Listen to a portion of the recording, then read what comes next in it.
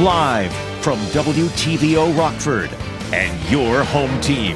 Eyewitness News at 5 starts now. A Rockford Public School Board member resigns after an altercation. Video appears to show the man hitting a photographer. Illinois State Police offer winter safety advice for motorists. Transportation leaders explain how they're preparing for the snow and ice season. And a new business opens its doors in downtown Rockford. The owner credits the city's Business First program for help getting started. Good evening, I'm Mimi Murphy. And I'm Eric Wilson. A Rockford School Board member is accused of attacking a photographer. It happened outside the administration building last night. Dude, you can't do that. That's literal assault. Nicholas Stange recorded that video, telling us board member Michael Connor walked right up to him and tried knocking his camera out of his hands. Stange was acting as a photographer for the May 30th Alliance, who were at the board meeting to speak out about the investigation into the student body slammed at Auburn High School. Within the last 20 minutes, we've learned Connor has resigned from the board. Stange's coming up. His comments will be later tonight at 9 and 10. With snow affecting the state line over the past 2 days, the Illinois Tollway reminds us all to stay safe while traveling. Today, the agency launched its Winter Weather Get It Together campaign. The advice includes do not travel in bad weather unless it's absolutely necessary. If you need to hit the road, give yourself extra time to get to your destination. Drive slowly and increase distance between you and other vehicles on the road. And always carry a cell phone and a car charger in case of emergency. The Tollway also asks people to stay clear of plows while the vehicles are working. Yeah, just drive, slow down, steer clear of the plows. Listen, we understand that people need to get from point A to point B, and we really want our customers to understand that we're out there to protect you, to help you get from point A to point B safely and efficiently. You can always check road conditions around the state by going to gettingaroundillinois.com. It will cost the city of Rockford more this winter to salt roads. The street and transportation superintendent told Alderman Monday the price for salt is up about 33% from what the city paid last year. This year the contract is for $86 per ton.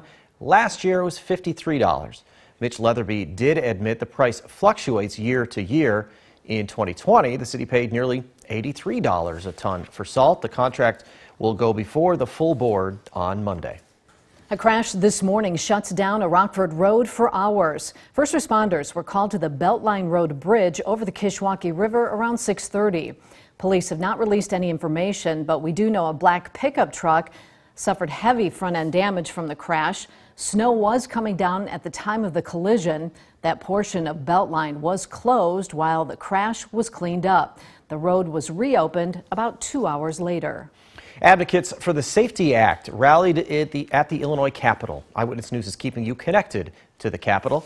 The controversial criminal justice law was a major talking point during the election. Illinois State Senator Scott Bennett filed an amendment on behalf of the State's Attorneys Association that would clarify. Politicians on both sides agree clarifications need to be made before pretrial, but the protesters today say the new bill would do more harm than good. SB 4228 would absolutely gut the Pretrial Fairness Act. It is not in line with the spirit of the Pretrial Fairness Act. It would absolutely expand pretrial incarceration. If your offense could be given probation at the end, then you must not be that dangerous in a sense, and so therefore a judge doesn't get a chance to do a hearing. I don't think that's a good idea. So far, Bennett's proposal is still the only one officially filed in the Capitol. The legislature is expected to come to a new compromise on the law before it goes into effect January 1st. Rockford Public Schools is launching a new initiative that more families in the district can take advantage of. Next school year, Conklin Elementary will be turned into an international baccalaureate candidate school. Amory Wilder learned more about what learners will gain from the school. Amory, what are the plans? Eric, Mimi, one district leader tells me Dr. Jarrett announced this program years ago, but COVID prolonged the launch. I'm told RPS 205 will start with this elementary school, then plans to grow and expand. As of right now, students that attend Conklin, McIntosh, Welsh, and Westview will be eligible to apply. The goal is to roll up into middle and high school, and then eventually replicate the program at one or two other elementary sites. Organizers say the IB school will equip seniors to apply to universities across the globe. The school has a transdisciplinary approach with 6 themes over the course of the year. Our intent will be those students that are in the program would stay with us for kindergarten through 5th grade, so they continue to have those types of experiences both in how they learn and how they engage in school, and also with that opportunity to learn the second language. Coming up at 5 and 6, you'll hear more about what the IB school offers. Mimi? All right, thanks, Amory. The city of Rockford's making it a little easier for local entrepreneurs through a program to help them be successful. Nikel Delgado talked to a local business owner who went through the program. Nikel, what does she have to say? Eric, Mimi, I'm told just like many other small businesses or entrepreneurs, the owner of Earth Zero Waste Company says she didn't know where to start or what she needed for her business, but the Business First program guided her in the right direction. It was really helpful, super helpful, because especially when you're starting a store or opening a store that you've never been a part of, like you've never done this before, you start thinking, oh my gosh, you know, there's so much that goes into this. Owner of Earth Zero Waste Company, Ade Villatoro, tells me she started her company with just a small table at the Midwest Rustic. But after they closed, she knew she wanted a store to call her own, to bring environmental awareness to the community. They were able to sit down with me and tell me, you know, what are the things that I needed, if I needed some permits. Ade says with the help of other small businesses, she was able to go through the Business First program. Francisca French with the city of Rockford says the program is a one-stop shop for opening a business within the state line. The more small business that we can see become successful, the better for it is for the city of Rockford. And so to have this program, to get people out there and to also get them as much information as possible is very important. The Business First program is a sit-down with multiple departments within the city of Rockford, such as the Winnebago County Health Department, the Rock River Water Reclamation District, and the Small Business Development Center. They listen to what the entrepreneur's business pitch is and give feedback to help set the business up for success. And with programs like Business First, it's good for that business owner because then they will actually stay in business, and it'll be good for their business to sustain and to grow possibly into maybe a larger location or to then expand into multiple locations. Adad tells me she really feels the support from the city, wanting her to have a successful business. She says she can't wait for opening day this Saturday. If there's someone that is wanting to start a business, I would definitely reach out to them because they'll definitely know how to guide you in the way that you need to go. Anyone that is interested in the Business First program, you can find this story at mystateline.com for all of that information. Mimi? All right, thanks, Nikel. Eyewitness News wants to recognize the remarkable women in our community. You can help by nominating someone who's made a tremendous difference in self-achievement, community contribution, or family impact. To enter, go to mystateline.com, click on the Community tab, then the Remarkable Women button. You can also just scan the flow code on your screen with your cell phone. Former President Donald Trump making his third run for the Oval Office. Trump made the announcement last night. The now candidate Trump still faces multiple criminal and civil investigations. ABC's Morgan Norwood has reaction in the wake of the recent midterm election. Former President Donald Trump making a third run for the White House. In order to make America great and glorious again, I am tonight announcing my candidacy for President of the United States.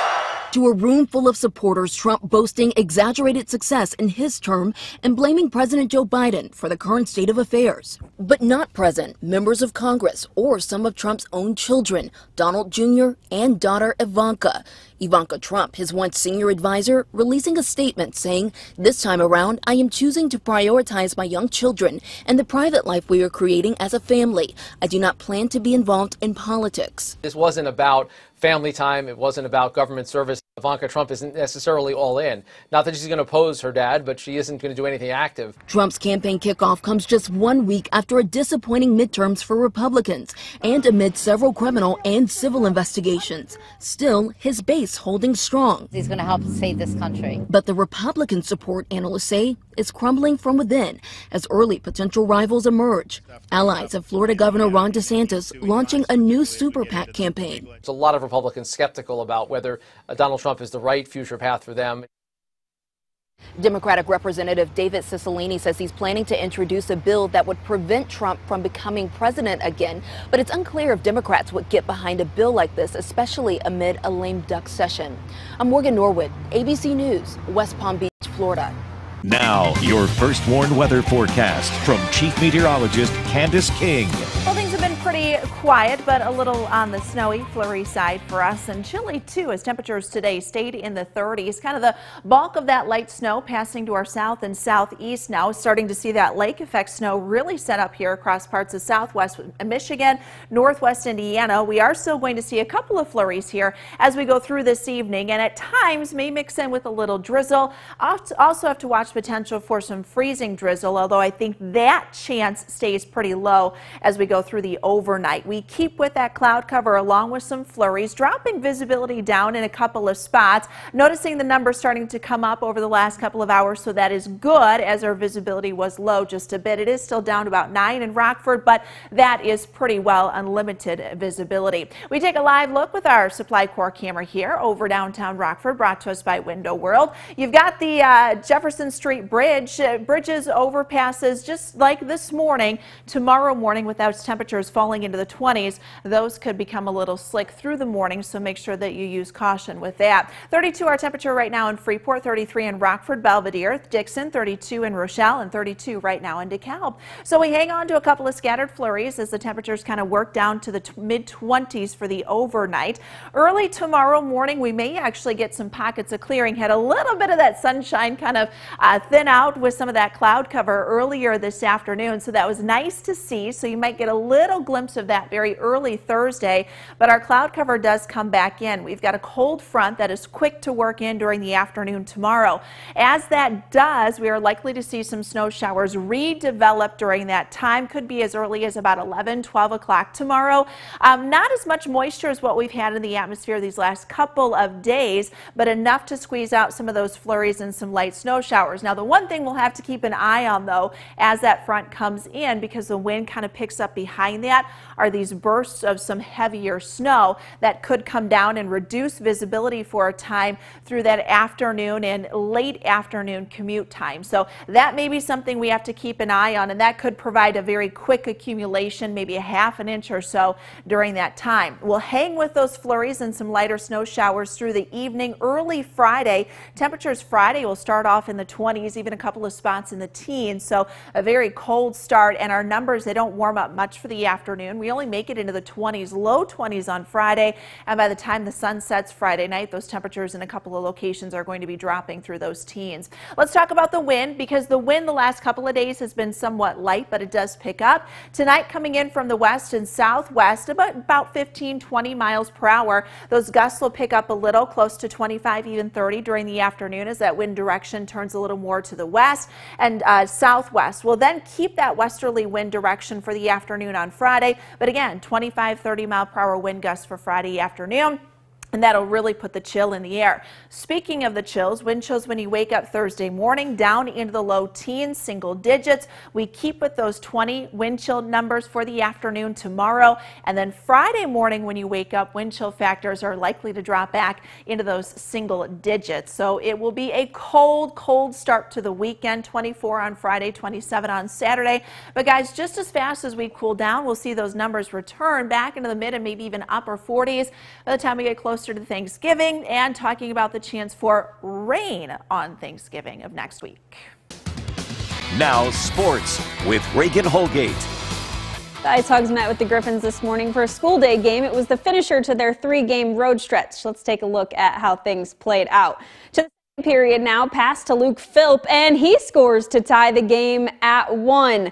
A few minutes later, Ian Mitchell rifles one off, and he scores that one nearly from center ice, and the Hogs take the lead. And they wouldn't let up. To the third now, and in comes another from Mitchell. That would put this one well out of reach for the Griffins. 5-1 the final from Grand Rapids. The Ice Hogs will be back home at the BMO Friday against the Wolves.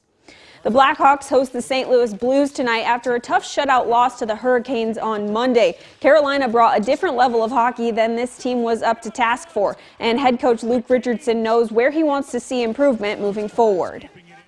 Certain games that we've had trouble getting to the net, sometimes it's because it's not necessarily our offensive zone play. It's been pretty good. It's just a lack of how many times we have a chance to do that is because of not getting pucks out of our D zone. Those are just key areas. I think every team in the league talks about them. We just got to make sure we execute. The Bulls have gotten off to a pretty disappointing start, losing 8 of their first 14 games. They'll look to rebound tonight as they face the Pelicans again. Tip-off is set for 7 o'clock. The Packers are gearing up for some Thursday night primetime action with the Titans. There's been a bit of talk around this team and how their win over the Cowboys might just be the turn their season needed. Aaron Rodgers isn't so sure about that. He's just more focused on what has to get done tomorrow night. I feel like we've done pretty good on these Thursday games over the years. We've had probably more than half of them at home, which helps. Obviously, that's a big advantage for us to be able to sleep in our own beds and have our crowd. But I think it just comes down to the study time and just being locked in. And the NIU Huskies are home tonight hosting the Miami Redhawks for some Wednesday night action. That game kicks off here shortly at 6 o'clock. First Warn Interactive Radar brought to us by Rockford Auto Glass and More. We've got a few flurries out there this evening. Those will continue through the night tonight underneath mostly cloudy sky. Temperatures drop back in the mid-20s up to 34 tomorrow. Staying cold and windy for Friday. Candace. And thank you for spending some of your time with us. Stay safe.